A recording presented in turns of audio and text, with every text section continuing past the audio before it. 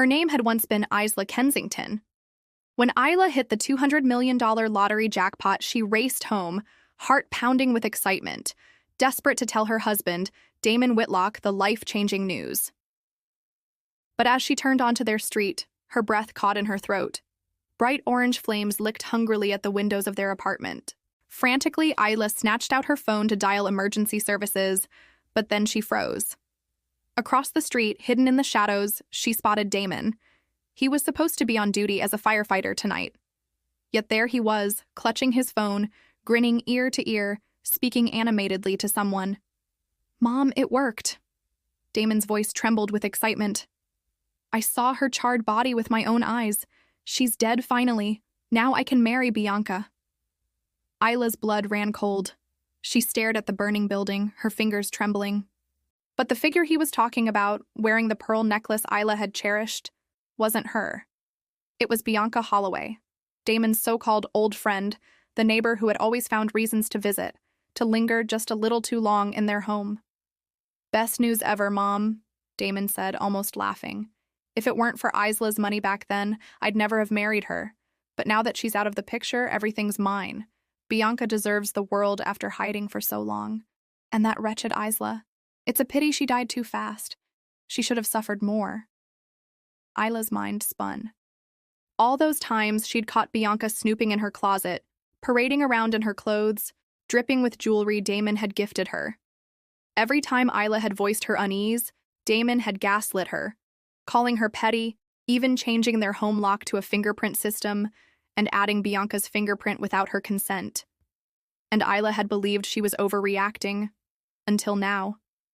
Until the truth seared her heart worse than any flame. Sirens screamed through the night, and the building roared with the crackling fire. Damon dropped to his knees at the foot of the apartment, performing his grief for the crowd gathering outside. "My wife! She's inside!" he shrieked, thrashing in his fellow firefighters' arms. "She's pregnant! I have to save her!" Tears streamed down his soot-smeared face, his voice growing raw and broken. The other firefighters exchanged grim glances. "Damon, it's suicide to go in there," one pleaded. "We'll do everything we can. Trust us." Damon collapsed onto the pavement, writhing and sobbing every bit the devastated husband in front of the cameras. Finally, as the fire was subdued, the rescue team emerged, carrying out a blackened, barely recognizable figure. Isla moved closer, heart hammering. That's when she noticed something near the building entrance. A phone. Bianca's phone. She scooped it up, her gut twisting. Meanwhile, Damon cradled Bianca's charred body, weeping like the world had ended. Then suddenly, Bianca's fingers twitched. "She's alive!" a firefighter yelled. "There's still a pulse. Get her to the hospital now." The firefighters cheered and rushed Bianca toward the ambulance. Damon stiffened but quickly forced a miserable, awkward smile for the cameras. As Damon vanished into the ambulance, Isla glanced at the phone in her hand. It buzzed. Biting her lip, she unlocked it with Damon's birthday, and immediately vile bile rose in her throat. A text from someone labeled Honey lit up the screen. "Bianca, that snake Isla survived. I'm tailing her to the hospital. Don't worry, she won't live for long. Soon we'll be free to be together openly." Isla's stomach churned in disgust, but she forced herself to stay calm. She had to see how far Damon would go. She disguised herself, mask, thick coat, hat, until no one would recognize her, then hailed a taxi to the hospital. Inside the ICU, reality laid itself bare. Bianca lay motionless under layers of bandages, her face hidden beneath a breathing apparatus. The doctor spoke quietly to Damon just outside the room. She suffered third-degree burns over 75% of her body. Her lungs are damaged, her vocal cords are destroyed. We're trying, but she's barely hanging on. Damon stared, wide-eyed. "And the treatment costs?" he demanded. The doctor hesitated. "It could exceed $1 million. You need to prepare yourself." Damon's face darkened instantly. "You expect me to spend $1 million on her?" he snapped. The doctor's brows furrowed at his callousness. Damon quickly wiped his face, throwing on a look of fake sorrow. "I mean, I'm just a poor worker. I don't know how I'll afford it," he whimpered dramatically. "My poor, poor wife." The doctor only sighed. "Decide soon. he said sharply. She's carrying a child. After the doctor left, Damon's fake sadness instantly evaporated. He stormed over to the burned body on the bed and slapped Serena so hard that her breathing mask almost flew off. "If you think I'm going to waste over $1 million saving you, you're out of your mind," he sneered. Isla, hidden just outside the room, tightened her fists until her nails dug into her palms. The monitors beside Serena's bed beeped faster. Serena had woken up. Her burnt, swollen eyes snapped open, and the moment she saw Damon, panic surged through her battered body. She tried desperately to move, but her limbs were too tightly bound by bandages. Tears streamed down her ruined face as she whimpered helplessly. Damon pressed down on her bandaged arm, uncaring, ignoring her pain. Yellow fluid oozed from beneath the gauze where he squeezed. Serena cried out weakly, but Damon only laughed cruelly. He ripped off her breathing mask, watched as she struggled to breathe, and just when her face turned purple, slammed it back onto her face. Then yanked it away again, over and over, like a predator playing with prey. Serena's glassy, pain-filled eyes flicked downward, pleading for him to notice something. Isla's heart skipped a beat as she followed her gaze. A small, heartbreaking bulge under Serena's hospital gown. She was pregnant. Damon noticed, too. His hand hovered over her stomach for a moment, strangely tender. Then, his voice dropped to a chilling whisper. "I know you're carrying a girl. Pathetic. If you're going to die, you might as well take that useless brat with you." His hand, resting on her belly, suddenly pressed down, hard, again and again. Serena writhed in agony, her mouth open in a soundless scream. "You know what, Isla?" Damon sneered cruelly, speaking to the woman he thought was Isla. "Serena is carrying my true heir, a son. He deserves to live in glory. You're just in the way." As Serena gasped and struggled, Damon continued to press harder and harder until finally, Serena's strength gave out. She collapsed, unconscious. Beneath her, blood soaked through the sheets. The heart monitor blared in alarm. Damon, now panicking, mashed the emergency call button. "Help! She's bleeding! Help my wife!" he shouted, playing the frantic husband. The doctors rushed in, wheeling Serena back to surgery. Meanwhile, Isla stumbled away down the stairwell, retching violently. Her heart felt like it had been stabbed 1,000 times. If she had been the one lying in that bed, she would have suffered a fate worse than death. Hours passed. By the time Serena was wheeled back to the ICU, it was late afternoon. Isla, wrapped in her disguise, sat silently on a bench nearby, watching through the glass. Damon sat in Serena's room, his face stormy with rage. He hadn't expected Isla to survive. Isla stared at him bitterly. 8 years. 8 years of love, loyalty, and sacrifice meant less to Damon than 1 year of sneaking around with Serena. Her heart ached. Was she really that disposable? Did loving someone like him mean she deserved to die? She was lost in thought when someone brushed past her shoulder. A woman. Jessica Whitlock, Damon's mother. Jessica squinted suspiciously at Isla's disguised figure, her eyes narrowing like a hawk. A chill crawled down Isla's spine. But Jessica only sneered, spat near Isla's feet, and snarled, "Don't just stand there like a cockroach. Get lost." Isla exhaled slowly and turned to leave, but paused when Jessica's voice rose excitedly inside the ICU. "I checked!" Jessica cackled. "You're a hero now, Damon. Reporters are on the way. Cry about Isla. We'll milk the sympathy donations." Damon scoffed. "What good will that do? A few pennies from some poor idiots?" Jessica shook her head, smug. No. You'll pull in at least $1 million. That's enough for a fat down payment on a new house." Damon hesitated, and then greed lit up his eyes. "$1 million?" Jessica nodded eagerly. "And don't forget, Isla's dumb father left her a fortune, too. We'll bleed her dry." Isla felt bile rise in her throat. They wouldn't stop until they took everything from her. Not even her grave would satisfy them. Moments later, the reporters flooded into the hospital room. Damon instantly dropped into his role, the broken, devastated husband. He slumped on the floor, his hair a mess, his voice trembling. "The fire. It wasn't my fault. I was out working. By the time I got home, it was too late, he sobbed. My poor Isla. And our unborn child. The cameras flashed. The microphones closed in. An outraged reporter declared, "You deserve justice. You're a hero. The insurance company must pay." Jessica seized the moment, throwing herself dramatically onto the floor. "They must pay $1 million, she shrieked. The onlookers began whispering, "Isn't that too much? The building's owner should be responsible too. But he is a firefighter. Maybe he deserves it." Hearing their doubts, Damon's face twisted into a mask of righteous fury. "Does Isla's life mean nothing to you people, after all she's suffered?" The reporters lapped it up. Donations flooded in, $300,000 in 15 minutes. Jessica stopped pretending to cry. She smiled wide, thanking the donors like a gleeful actress at center stage.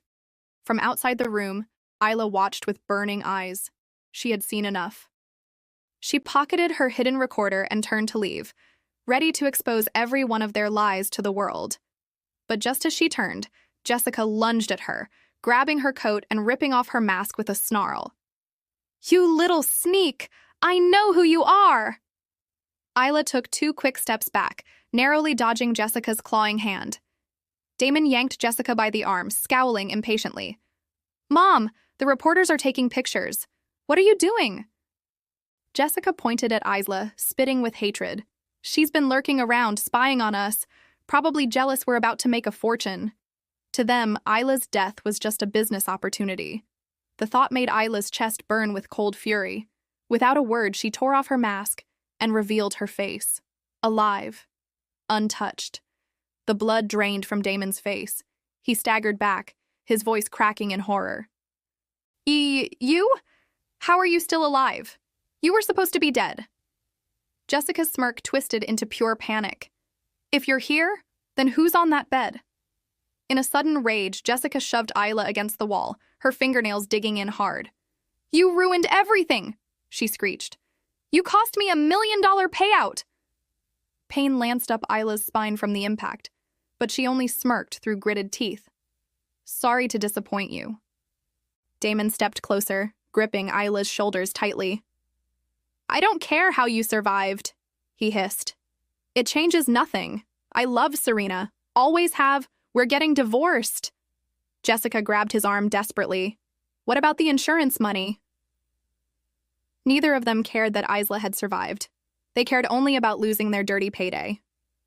The scene grew louder, and the reporters who had been praising Damon's loyalty outside rushed over, cameras flashing wildly. "Wait, isn't that the supposed victim? If she's alive, who's that in the ICU?" Before Jessica or Damon could lie, an insurance claims adjuster stormed into the room, face red with fury. "You frauds!" he roared, pointing at Jessica. "You tried to scam us. You dare demand $1 million when the insured is standing right here?" Jessica shrieked like a banshee, spitting curses. "Don't you dare accuse me, that is Isla. I demand compensation." The adjuster calmly pulled out official documents for the cameras. "Here's the insurance file. Isla Kensington. The woman standing here matches her photo. Case closed." Isla stepped forward, smiling coldly, and shook the adjuster's hand. "Sorry for the trouble," she said sweetly. "I went grocery shopping this morning. I had no idea about the fire, or their little scam." Chaos exploded around the room. Reporters shouted over each other. "If that's the real Isla, who's the woman Damon was crying over? Was he lying the whole time? What about all the donations?" Cameras were shoved into Damon's face. He glared at Isla with pure hatred but didn't answer. Instead, he shoved the reporters out of the room, slammed the door, and turned on Isla with venom. "Listen to me, Isla," he growled. "I don't love you. I only love Serena. You can't even compare to her little finger." Isla's gaze flickered coldly to Serena's broken body on the bed. "Is that so, Damon?" she said, her voice icy. "Then shouldn't you be curious? Who's lying in that hospital bed?" Damon sneered. "You probably paid some actress to pull this stunt. Well, it won't work. Dead or alive, this marriage is over." Jessica, still obsessing over the lost million, grabbed Damon's arm, shrieking that they couldn't divorce yet. But Damon shoved her off. "Mom, I'm marrying Serena. She's pregnant. With my son." Isla almost laughed aloud. Pathetic. They were so confident in their lies. She stepped forward calmly. Damon, she said smoothly, if Serena is resting at home, why hasn't she shown up? Damon crossed his arms, scowling. She's recovering. Stay out of our lives. Isla laughed sharply, and then tossed Serena's burned, half-melted phone onto the table. I found this by the fire, she said. It belonged to Serena. Serena had her fingerprint registered in our home, remember? You knew that. You let her into my closet, into my jewelry, into everything. Damon's face turned sheet white. He lunged for the phone, staring at it in horror. He stumbled toward the hospital bed, looking down at the figure wrapped in gauze and bandages. No, it can't be her, he whispered. Jessica, realizing the truth, slapped Isla across the face. You viper! You cursed my grandson! You couldn't even give Eden a child! You have no right to speak! But Isla caught her wrist mid-swing and shoved Jessica backwards. Save it, Isla said coldly. Eden doesn't deserve a child. And by the way, he crushed Serena's unborn baby himself. Shock rippled through the room. Damon dropped to his knees, staring blankly at the blood-stained sheets. Jessica, screeching with rage, tried to slap Isla again, but Isla caught her wrist even harder this time. You want to hit me, Jessica? Isla said softly, deadly. Go ahead, but know this. I recorded everything Damon did to Serena today. Jessica froze. Isla lifted her phone in one hand. Outside the door, reporters were still waiting. One press of a button, and the entire world would know what monsters Damon and Jessica truly were. Jessica seethed with hatred, her face twisting into something almost inhuman. You witch! Why didn't the fire burn you alive? Isla smirked coolly, her thumb hovering over the record button. Maybe it's because karma isn't done with you yet. Jessica froze, her hand trembling awkwardly before she yanked it back. But her mouth? Still running. It was the worst mistake of my life to let Eden marry a wretched woman like you, she spat. You brought nothing but chaos to our family. Isla raised an eyebrow coolly, not even flinching. She glanced at Eden, still slumped over Serena's bed, tears leaking from his eyes. 3 years. She had given him 3 loyal, loving years, and never once had he cried for her. When he thought she was dead, he grinned like he'd won the lottery. But now, looking at Serena's battered body, he wept like his world had ended. Pathetic. As Isla turned to leave, Eden suddenly lunged forward, grabbing her throat with bloodshot eyes. You filthy bitch! This is all your fault, he roared. Isla clawed at his wrists, her face turning purple. She couldn't breathe, couldn't break free. The reporters outside, stunned for a second, finally forced their way in, prying Eden off of her. Reality crashed down hard on Eden. As he met the glares of the reporters, his legs gave out, and he crumbled to the floor. Jessica, furious, screeched at the cameras. Stop filming! This is a violation of privacy! Get out, all of you! But Isla just sat there, clutching her bruised neck, watching their circus unravel with a twisted kind of amusement. Jessica screamed and shoved people out of the room until the chaos quieted. She dropped into a chair, muttering about the lost $1 million like a madwoman. Isla stood up, straightened her coat, and tossed a final sentence over her shoulder. Find time to meet. We'll settle the division of assets in the divorce. Eden, red-eyed and furious, snapped back. Isla, don't think you're playing hard to get. Divorce is happening. You'll regret this. Isla didn't even glance back. See you in court, she said coolly, and left. The courthouse smelled like dust and desperation. Eden looked like he hadn't slept in days, hair messy, clothes wrinkled. The moment he spotted Isla, he sneered arrogantly. Still time to back out, Isla, but once you sign, there's no coming back. Isla simply stared at him like he was a pathetic clown. Minutes later, they stood side by side signing the divorce papers. Isla let out a deep breath. The $200 million prize and her unborn child were safe from Eden Whitlock forever. Eden still strutted around like he had won. He smirked, thinking Isla would come crawling back any second. But Isla didn't even spare him a glance. Instead, she left to cash in her lottery ticket and move into her new villa, living her best, luxurious life while preparing to welcome her child. 3 months later, gossip about Eden and Serena was everywhere. After the hospital scandal broke, Eden's hero firefighter image was utterly destroyed. He lost his job, his reputation, his friends, and Serena, still bedridden, still burned beyond recognition. Jessica was stuck footing all the bills, and she despised Serena for it. When Isla saw Eden again at a community event, she almost didn't recognize him. He looked broken, defeated. Serena tried to doll herself up, but the burn scars on her skin couldn't be hidden. When Serena spotted Isla, she shrieked like a lunatic and tried to attack her. Eden barely held her back. "You wretch!" Serena screamed. "You ruined my life! Now you're dressing up to seduce Eden?" Eden, ridiculous as ever, puffed out his chest. "Isla, you followed me here, didn't you? Admit it, you still love me." Isla rolled her eyes so hard it was a miracle they didn't fall out. "Follow you?" she said with a laugh. "This is a homeowner's event. I live here. You don't," Serena sneered, clinging to Eden's arm. "Well, we have friends who got us in, unlike you, peasant." Isla's smile was sharp. "Funny, owning a villa worth tens of millions doesn't sound very peasant to me." Eden's mouth fell open in shock. Serena glared daggers. The crowd around them started murmuring, "Who even let these two clowns in? Is he trying to have multiple wives or something? Seriously? That scarred woman thinks she can insult others?" Serena completely lost it, grabbing a champagne bottle and splashing guests while screaming hysterically. Security finally stormed over. Serena screeched, "She's the homewrecker, throw her out!" But the security captain saluted Isla respectfully. "Madam, we apologize for the disturbance. We'll handle this immediately." Eden's jaw hit the floor. "She's a property owner?" he barked. "You're kidding. She's just a—" Isla cut him off with a cold smirk. "Shows what you know. After dumping you, I got even richer." Furious, Eden growled. "You must have sold yourself. What else could a woman like you do?" Slap. Isla's hand cracked across his face.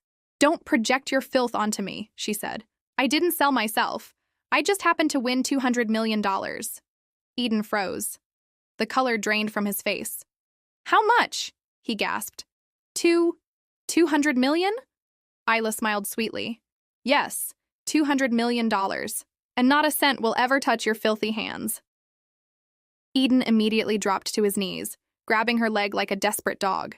"Darling, I was tricked," he sobbed. "Serena seduced me. Men make mistakes. Please forgive me." Before Isla could respond, Serena grabbed Eden by the collar, her voice dripping with venom. "When did I seduce you, huh? You called your wife old and ugly. Said you'd marry me and treat me like a queen." Eden slapped Serena across the face, trying to shut her up. But it was too late. The whole crowd had heard. Security dragged both of them out, and Eden kept trying to call out to Isla, begging pathetically. Later, Isla caught the final chapter of their story on a late-night legal program. Turns out Eden hadn't been able to let go of his rage. He took it out on Serena every day. One night, Serena snapped. She waited until he slept, then plunged a kitchen knife into his heart. Eden died in a pool of his own blood. Serena was sentenced to death.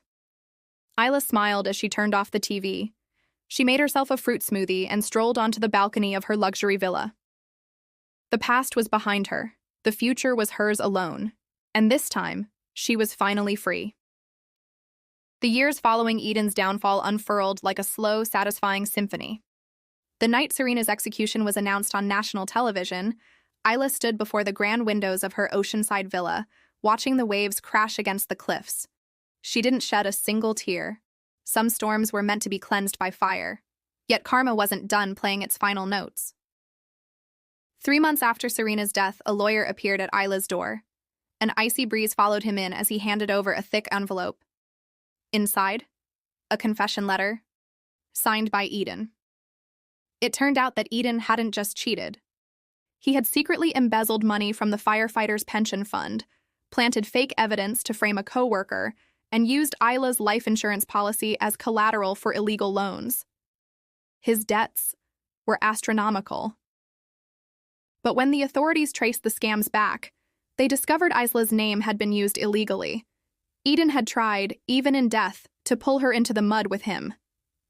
For a moment, Isla stood frozen in her gleaming marble hallway, holding the letter. The rage she thought she had buried threatened to consume her all over again. But this time, she didn't crumble. She rose. Over the next year, Isla waged war, not with fists, but with power. She sued Eden's estate. She froze Jessica's assets. She exposed every scam Eden had ever pulled. On coworkers, neighbors, even his own mother. She cleared her name legally and publicly. The courts ruled in her favor. Eden's last grasping attempt at revenge was annihilated. Jessica, now bankrupt and despised by everyone, was evicted from the last of her properties. Rumor had it she lived in a broken-down trailer outside the city, surviving on handouts. Isla, she built empires. The Isla Kensington Foundation was born, a charity for wounded firefighters, single mothers, and women escaping toxic marriages. Her story went viral. News anchors called her the woman who survived the flames. Young women wrote to her, calling her a hero. Luxury brands courted her. Real estate tycoons begged her to attend their galas. But Isla stayed private, careful, powerful. On the day her son was born, she stood in the hospital window, cradling the tiny baby against her chest. "I'll raise you to be better than all of them," she whispered. She named him Leo, meaning lion, a king born from ashes. Years later, at a glittering charity gala, Isla crossed paths with a man named David Hawthorne. He wasn't like Eden.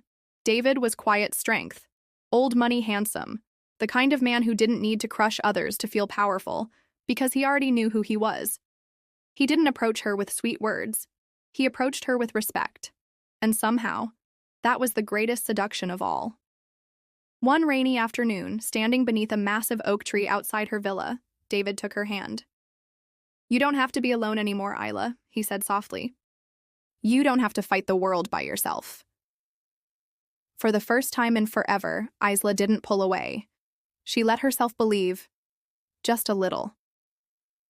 At the grand opening of her second foundation building, Isla stood in front of thousands. The cameras flashed, the crowd roared. Yet in the front row sat only two people who truly mattered: Leo, her golden-haired boy, clapping proudly, and David, watching her like she had hung the stars. She smiled at the world, radiant and untouchable. Eden and Serena's story had ended in blood. Jessica's story had ended in disgrace. But Isla's story? It was only just beginning. No longer the girl who begged for crumbs. She had become the woman who owned the feast. And this time, she would never let anyone take her throne again.